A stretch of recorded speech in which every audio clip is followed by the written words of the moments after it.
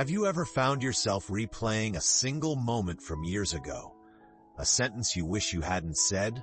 A decision you wish you could undo? A path you wish you had taken? It's strange, isn't it? You can survive 6 decades of life, love, work, raising children, loss, and yet sometimes it's one small memory that refuses to let you rest. You wake up at 3 a.m. and it's there, a quiet ache whispering, if only I could go back. But what if regret isn't here to torment you? What if it's here to teach you something sacred? Because here's the truth most people never tell you. Regret is not the enemy. It's a form of love. It's proof that your heart still remembers what mattered. You see, the older we get, the more we realize that time isn't endless, and the more precious every choice becomes. At 60, 70, even 80, you start to see the tapestry of your life with such clarity. And sometimes that clarity hurts. Maybe you regret not saying I love you enough. Maybe you stayed too long in a job that drained your spirit. Or maybe you did the best you could, but it still feels like it wasn't enough. If that's you, you're not alone. Every soul that lives deeply will at some point wrestle with the ghosts of what could have been. And yet, there's a quiet kind of freedom waiting on the other side of that pain. In this video, we're not going to erase your past. We're going to understand it. We're going to see why regret exists, what it's really trying to tell you, and how to make peace with what you can't change without pretending it never happened. By the end of this journey, you'll see that regret isn't a chain, it's a bridge between who you were and who you're still becoming. We'll explore what psychology, especially Carl Jung's ideas, can teach us about guilt and acceptance, and how to transform self-blame into self-compassion. You'll also hear real stories of people who've turned their deepest regrets into wisdom and found peace in the very places they once avoided. So if you've ever whispered, "I wish I could start over," stay with me, because maybe you don't need to start over. Maybe you need to see your story differently. Let's begin with the silent weight that lives inside every heart. The moment the past refused to let go. Part 1, the silent weight of regret. When the past won't let go. There's a certain kind of silence that only comes with age. It's not the quiet of peace, it's the quiet of remembering. You sit by the window, sunlight spilling across the table, and suddenly your mind drifts back to a single choice. A road you didn't take, a conversation you never finished, a goodbye that came too soon. That's the strange thing about regret. It doesn't always shout. It lingers, softly, like a song you can't turn off. And sometimes it visits at the gentlest moments, when the house is calm, when everyone's asleep, when there's nothing left to distract you. That's when the past knocks on the door of your heart and whispers, "Do you remember?" Most people think regret is just sadness, but it's not. It's unfinished love. It's the heart's way of saying, there was something sacred there, and I wish I had honored it better. We regret because we care. We regret because something once mattered deeply. That's why the pain cuts so close, not because we failed, but because we loved and didn't know how to love well enough. A few years ago, I met a woman named Diane at a retreat in Oregon. She was 72, silver hair, quiet voice. During a sharing circle, she said something I never forgot. She whispered, "My biggest regret isn't what I did, it's what I didn't say. When my husband was dying, I couldn't tell him I forgave him." She looked down, her eyes wet but calm. I thought I had time, and when the time ran out, it felt like part of me stayed stuck there. For decades, that silence haunted her, but when she finally spoke those words out loud, even years after his passing, she said it felt like a window opened inside her chest. "The air moved again," she said. That's when I realized regret only asks to be heard. That's the heart of it, isn't it? Regret doesn't need punishment, it needs presence. It's not asking you to go back, it's asking you to look gently at what was, so it can finally rest. Every time you remember something you wish you'd done differently, you have two choices: to close your heart tighter or to breathe and say, I see you. Thank you for teaching me. And that tiny act, that simple acknowledgement, is how healing begins. Because hidden inside every regret is a message, a quiet truth waiting to be understood. And when you start to listen, you'll see that regret isn't here to hurt you. It's here to guide you. In the next part, we'll explore what that message really is, and how the very pain you've been avoiding might be the doorway to your peace. Part 2. The hidden purpose of pain. What regret is trying to tell you. There's a quiet question hiding beneath every regret. Why does it still hurt?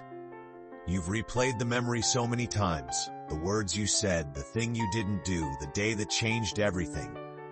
And yet, even after all these years, it still catches you off guard. That's because pain has a purpose. It isn't here to punish you. It's here to point you back to something unfinished inside. Carl Jung once said, "Until you make the unconscious conscious, it will direct your life, and you will call it fate." Regret, in many ways, is the voice of the unconscious. It's how the heart says, there's a part of me I haven't yet brought into the light. That ache, the one you feel in your chest when you think of the past, isn't trying to destroy you. It's trying to wake you up. Every regret holds a message. Some are about love unspoken, some about courage never taken, and some, the hardest kind, are about forgiveness withheld. When we resist that message, pain lingers. When we listen, it begins to soften. I once spoke with a man named Robert, a retired teacher from Vermont. He told me he had spent 30 years blaming himself for missing his father's funeral. A flight got canceled, and he couldn't make it in time. He carried that guilt like a stone in his chest. Then one day, while going through old letters, he found a note from his father written years before he died. It said, "You've always done your best. Don't waste your life apologizing for it." Robert said in that moment, something inside him broke open. He realized his regret wasn't about the funeral. It was about not believing he was already forgiven. And that's what regret often reveals. Not the thing we did wrong, but the tenderness we've refused to give ourselves. When you start listening to your pain instead of running from it, you realize it's not your enemy. It's your guide. It points to the place in you that's still waiting to be held, to be seen with kindness. So next time a memory rises and your heart tightens, try whispering, "What are you trying to teach me?" instead of, "Why can't I let this go?" That small shift changes everything, from guilt to growth, from heaviness to healing. Because once you begin to understand what your pain is saying, the next step is learning how to respond. Not with blame, but with compassion. In the next part, we'll explore how to move from self-blame to self-forgiveness, and how that single choice can open the door to peace you thought you'd lost forever. Part 3, the turning point. From self-blame to self-compassion. There comes a moment, quiet, almost invisible, when pain stops demanding answers and starts asking for kindness. It often happens after years of carrying the same story in your heart, telling yourself, "It was my fault, I should have known better." That's the heavy language of self-blame, and it's one of the hardest weights to set down. But here's the truth. You cannot heal by hating the person you once were. You can only heal by learning to love them. We often think self-compassion is indulgence, a kind of weakness. Especially for those raised to be strong, responsible, dependable. The idea of forgiving yourself can feel like letting yourself off the hook. But it isn't. Self-compassion is not saying, "It didn't matter." It's saying, "I matter too." It's the moment you realize you've punished yourself long enough. Because guilt has a short-term purpose. It wakes us up. But beyond that, it only builds walls around the heart. And walls don't protect you. They only keep love from entering. A man named Henry once shared his story during a grief support group. He was 68, retired Navy, broad-shouldered, with the kindest eyes. For years, he blamed himself for his younger brother's death, a car accident that happened when Henry was supposed to pick him up. But a storm delayed him. He never forgave himself. Every Thanksgiving, he said, I'd pour a drink and tell myself I didn't deserve peace. Then one evening, his granddaughter found an old photo, Henry and his brother fishing at a lake, laughing. She looked up and said, "Grandpa, he looks like he really loved you." Henry said it was the first time he saw the memory without shame. He realized his brother wouldn't have wanted him to keep suffering. That night, he whispered to the picture, "I'm sorry, and I'm done punishing myself." He said he finally slept through the night. That's what self-compassion does. It doesn't erase the past, it releases the war inside you. It lets you say, I was doing the best I could with what I knew then. So when old guilt rises, try this. Place your hand on your chest, breathe, and whisper to the person you once were, I understand. You were trying to survive. You'll be amazed how quickly your body softens when your heart believes that. Because once you stop fighting yourself, you begin to see life with new eyes. The past no longer defines you. It begins to teach you. In the next part, we'll explore how acceptance becomes freedom, and how making peace with what you can't change can open the door to a quiet, lasting calm. Part 4, The Freedom of Acceptance. Making peace with what you can't change. There comes a point in every healing journey when you realize you can't rewrite the past. No matter how many times you revisit it, the moment has already happened. And that truth can either break your heart or finally set you free. Acceptance isn't about saying it's okay that it happened. It's about saying, it happened, and I'm no longer fighting it. That difference changes everything. When you stop struggling against reality, something inside you relaxes. You stop spending energy trying to move mountains that were never meant to move. And in that stillness, you discover a peace that doesn't depend on circumstances. Carl Jung once said that wholeness doesn't come from perfection. It comes from reconciliation.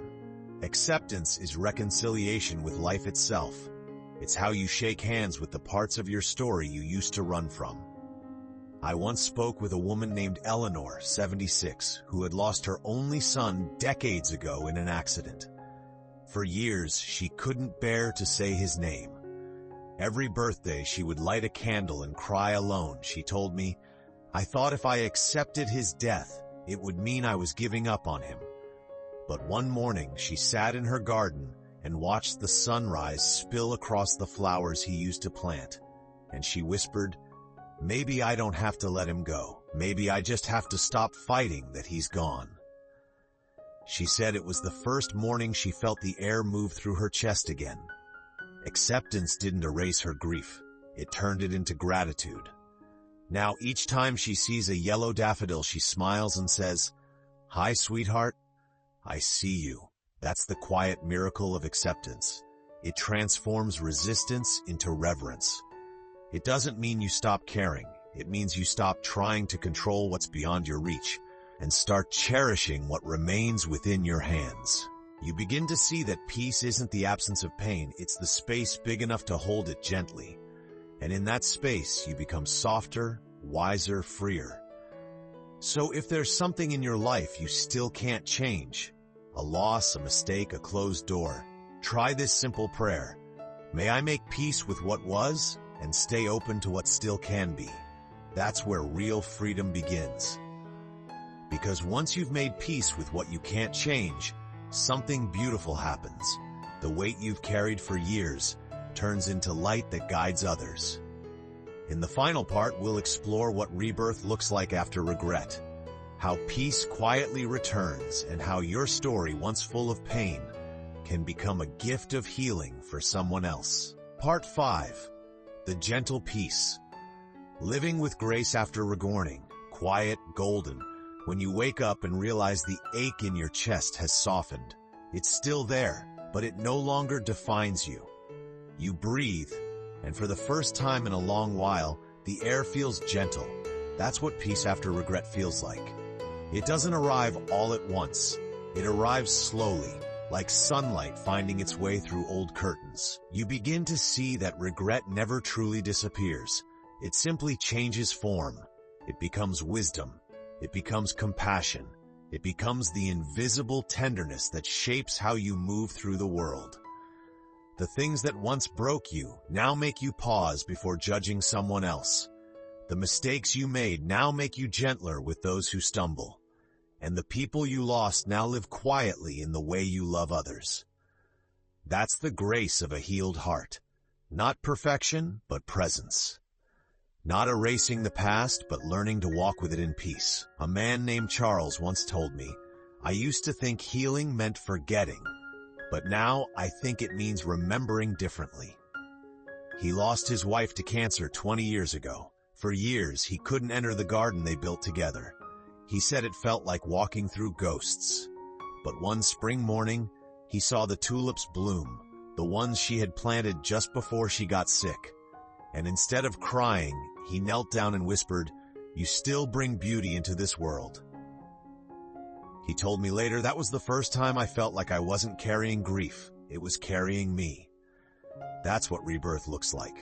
Not fireworks, not loud awakenings, just a quiet return to life, a soft willingness to love again. When you've made peace with regret, you start to see your life as a whole, not a list of right and wrong turns, but a single, imperfect, sacred journey. You begin to trust that everything, even the parts that hurt, was somehow preparing you to love more deeply. So maybe that's the hidden gift of regret. It teaches you to live with your heart open, to hold both joy and sorrow in the same breath.